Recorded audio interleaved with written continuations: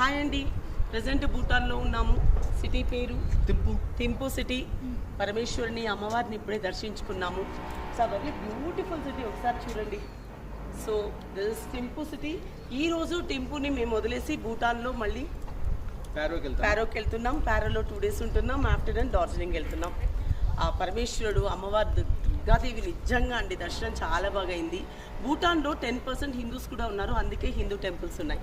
So అలాగే మీరైతే చెప్పండి. ఇక్కడ అమ్మవారు దుర్గమ్మవారి దేవస్థానం ఇది.